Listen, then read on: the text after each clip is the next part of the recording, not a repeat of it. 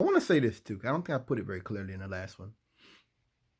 If I was a representative or senator, governor, any type of local official, I would be so thankful and I'd be so blessed that I'm in a position where now I can do some good. I ain't perfect. I've done a whole lot of things I'm not proud of. Helped a lot of people. I've done some community work along the way. I've worked in the food bank. I've volunteered, and I I would be so proud to do something like that on a much higher level, to speak for the people who maybe haven't been heard, to be a voice for the voiceless, to uh, move monies maybe to the less fortunate if I could, to help play a part in programs to uplift communities. Um,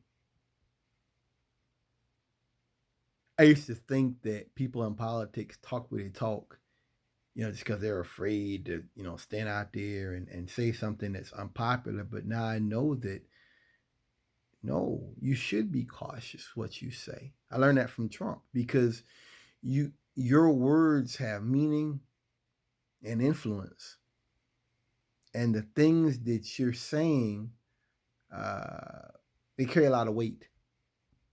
And so, as I was saying, Mark, about Mr. Cawthorne, I think that if you're not in office to do that, to speak for the voiceless, to uphold the weak and the defenseless, if you're not here to do that,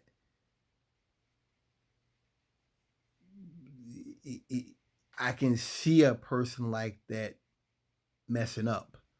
When I look at Kobe, I look at other black men that got in trouble back in the day. You know, I was raised that if you're a black man and you're trying to do something, there's people out here that are going to try to destroy you. You have to expect that. I'm talking about Kobe with the white girl, the back in the day. You have, I mean, I remember hearing about Michael Jordan stuff. You have to expect that. I mean, I remember the DA, I think, or the ADA that was in the OJ case. Um, Dudes were following him around and taking pictures of his license plate, and I remember reading that and thinking like, you have to expect that, and that's because I was raised around older people. That's because what I mean. Not to justify racism, not to justify bigotry by any means.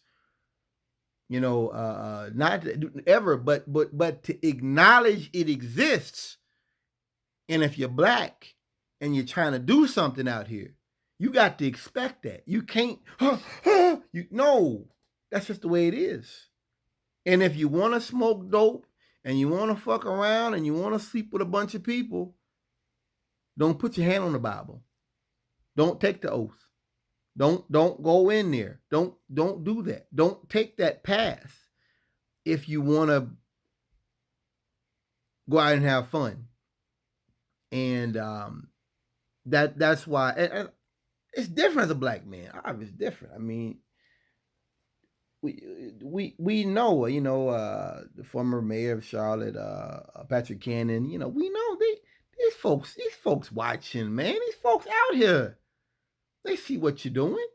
You think you're slick. So I would just it touches me. Even though I don't like Mr. Cawthorne, it touches me to see him doing what he's doing, because if I had that position of power, I'd like to believe I would use it for good. I'd stay disciplined, and I'd stay on the up and up. And who knows? You might not even get reelected. You could listen. You can stay on the up and up and do everything right and still not get reelected. You can go mess around then. But while you're in there, use your power for good. Thanks for listening.